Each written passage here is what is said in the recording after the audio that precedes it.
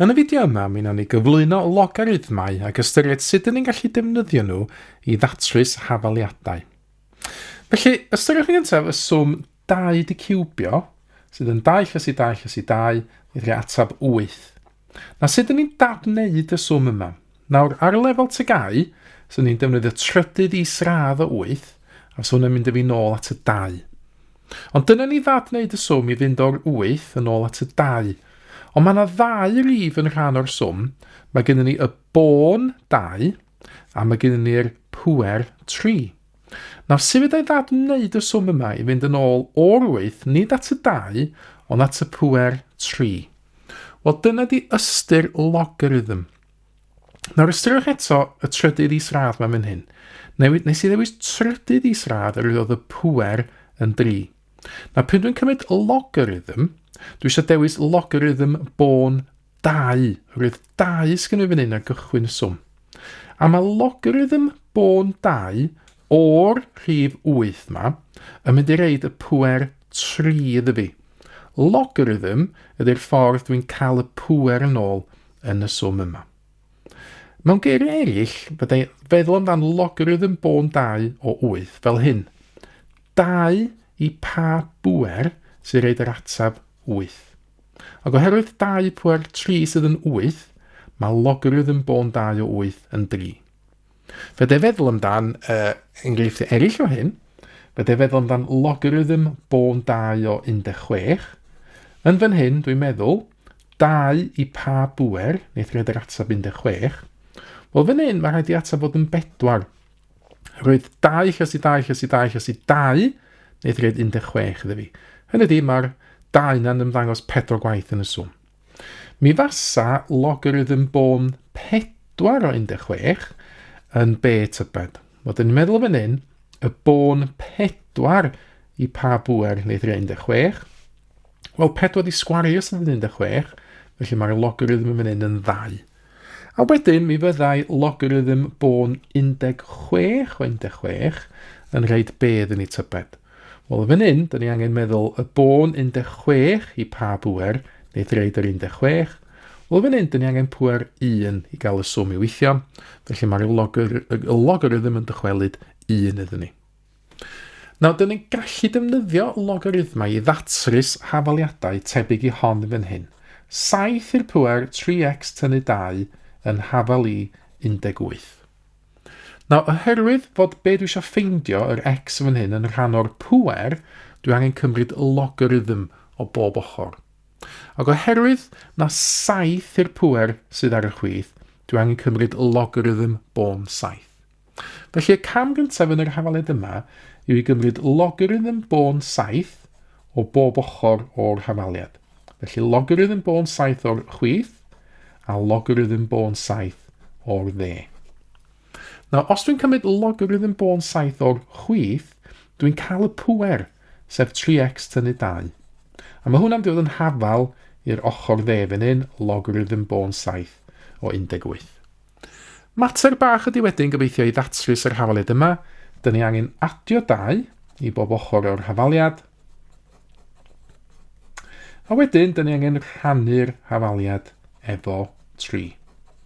Felly dyma fo yn union, be fasa'r atab. Mi fedrwch chi fan hyn yn awr, estyn cyfrifiannau allan, i weithio allan yr atab. Os da estyn y cyfrifiannau yma allan. Mae yna fotwm yn fan hyn, sbiwch ar gyfer y logarithm. So os dwi'n pwyso logarithm bôn 7 o 18, yn gyntaf, mi fyddai gael yr atab yna. Dwi'n angen adio 2 eto wedyn, a wedyn rhannu fo 3. So wedyn, dyna ni, sydd ni'n gallu cael x o fan hyn, a wedyn yn llawn, dyn ni weld yn fan hyn, os dwi'n talgrynu fo, allai dalgrynu fo i ddau ledegol o fan hyn, 1.16 i ddau ledegol. Ond jyst cymryd gofal, mae lot o'r cwestiynau logarithma yma yn gofyn i chi dalgrynu ateb i 3 ledegol, a nid 2 fel dyn ni fel arfer yn neud. Felly, jyst cymryd gofal o hynny. Nawr, hafaliad arall dyn ni'n gallu datrys efo logarithmau ydy'r rhywbeth fel hyn. 5 i'r pŵer 2x tynnu 5 i'r pŵer x adio 2 adio 100 yn hafalu dim. Nawr, i ddatrys rhywbeth fel hyn, dyn ni angen defnyddio amnewid Fel arfer mae'r amnewid yn cael ei reid iddo chi. Yn yr achos yma, yr amnewid ydy fod i yn hafalu 5 i pŵer x. Mae pa fo hyn yn helpu ni? Wel, os dwi'n ystyried beth sydd gen i fi yn rhan o'r cwestiwn, 5 i pŵer 2x a 5 i pŵer x ydy 2, mae eisiau sylwi ar y cysylltiad rhwng y ddau beth yma a'r 5 i pŵer x yn hyn. Nawr, os dwi'n ystyried yn gyntaf, be fysa 5 i pŵer 2x, mae'r 5 i pŵer 2x na yn gallu cael ei sgwennu fel 5 i pŵer x di sgwario. Mae'r rheolau'n decsa'n deithio ni ar gyfer hwn, so ni'n gwneud x lluosi fy 2 sydd jyst yn 2x. Ond dwi'n sgwennu fo fel hyn, oherwydd dwi'n gwybod beth di 5 i pŵer x, dwi wedi ddiffinio fo fel hyn, yn fan hyn fel i. So mae hwn yn mynd i fod yn hafalu i di sgwario. Felly, pan dwi'n mynd i sgwennu'r hafalydd yma allan eto mewn munud, dwi ddim yn mynd i sgwennu 5 i pŵer 2x, a dwi'n gwybod wan fod 5 i pŵer 2x yn gallu cael ei sgwennu fel i di sgwario. Ond beth amdano 5 i pŵer x a 2? Wel, y fan hyn, eto'n defnyddio'r rheolau'n dexa, so hwn yn gallu cael ei sgwennu fel 5 i pŵer x lluosi 5 i pŵer 2. Mae 5 i pŵer 2 yn 25, felly mae hwn yn hafalu 25 lluosi 5 i pŵer x. A wedyn, eto, mae 5 i pŵer x, a dyn ni wedi ddiffinio fel i gynt, felly mae hwn yn 25i.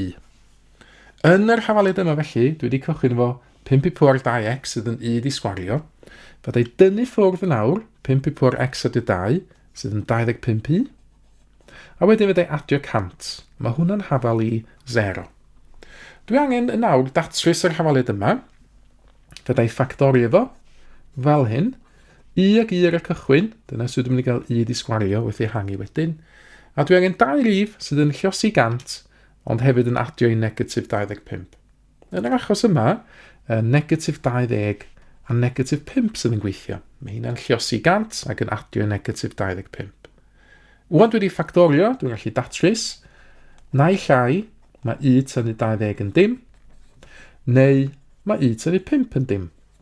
Mae hyn yn deithio fi fod i yn 20, neu mae i yn 5. Ond cofiwch, mae i wedi cael ei ddiffinio fel 5 i pŵer x. Felly 5 i pŵer x sydd yn 20, neu 5 i pŵer x sydd yn 5. Ac i ffeindio x fan hyn yn awr, mae'n debyg iawn i'r enghraifft gyntaf, o fan hyn. Mae x yn y pŵer, felly dyn ni angen defnyddio logarithm i ffeindio yr x. Mae o'n bôn 5 fan hyn, felly dwi angen cymryd logarithm bôn 5 o bob ochr. Felly logarithm bôn 5 o 5 i pŵer x yn hafalu logarithm bôn 5 o 20. Ar y chwith, os dwi'n cymryd logarithm bôn 5 o 5 i pŵer x, dwi'n cael x i hun. Felly'r ateb y fan hyn ydy logarithm bôn 5 o 20, fydde ddefnyddio y cyfrifiannell y fan hyn i weithio allan logarithm bôn 5 o 20, ac eto os dwi'n reid o i ddailedegol 1.86 bydd hwn yn yr achos yma. Wedyn, os dwi'n datrys yr ail hanner o'r hafaliad, 5 i pŵer x yn hafalu 5, wel, yn hwn, eich fyddwch chi datrys o'ch hun. Fyddwch chi sylwi fod rhaid i x fod yn 1 yn fan hyn, oherwydd mae 5 i pŵer 1 yn hafalu 5. Neu os ydych chi'n gwneud efo'r logarithm, fyddai cymryd logarithm bôn 5 o bob ochr. Eto, mae gael yr x yn unig ar y ochr chwith, a wedyn, jyst i wirio, mae logarithm bôn 5 o 5 yn dod allan fel 1 ar y cyfrifiannell. Felly dyna ni yr ail atab i'r hafaliad. Felly, datrys hafaliadau yn un peth ydych chi'n neud hefo logarithmau. Na, peth arall ydych chi'n neud ydy cyfuno logarithmau. Na, mae yna 3 rheol ydych chi angen i dysgu pan ydych chi'n cyfuno logarithmau. Felly, mae logarithm o unrhyw bôn a o un peth x lluosi rhywbeth arall y yn gallu cael ei sgwennu fel logarithm bôn a o x adio logarithm bôn a o y. So hwn ydy'r rheol luosi.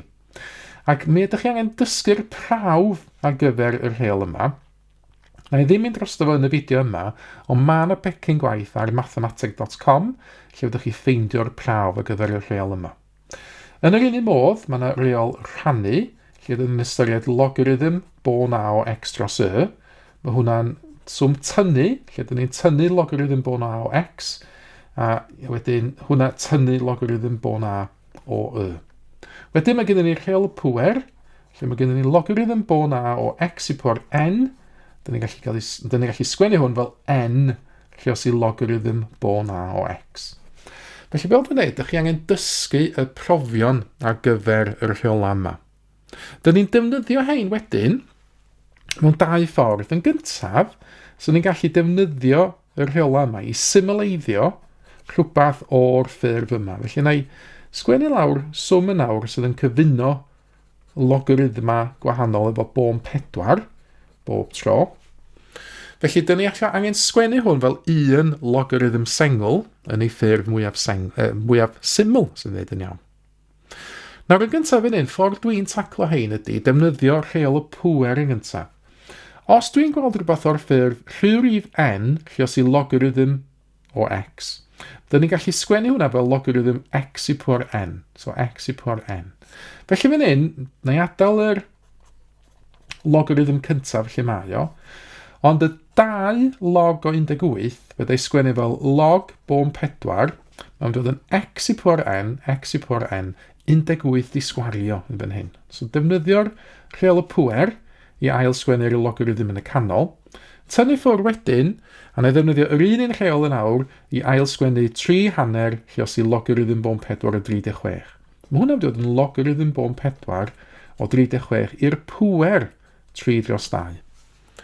Na hein wedyn wedych chi symleiddio, oherwydd mae 18 di sgwario.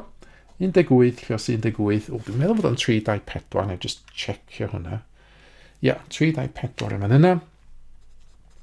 Wedyn tynnu ffwrdd logarithm bon 4. Nawr 36 I pŵer 3 dros 2, mae hwnna'n golygu ail isradd o 36 yn gyntaf. 6, wedyn 6 di ciwbio 216. Dyna fo, dwi'n galw fe'n hyn. Felly dyna ni wedi delio efo'r rhifau'n cael ei luosi efo'r logarithm.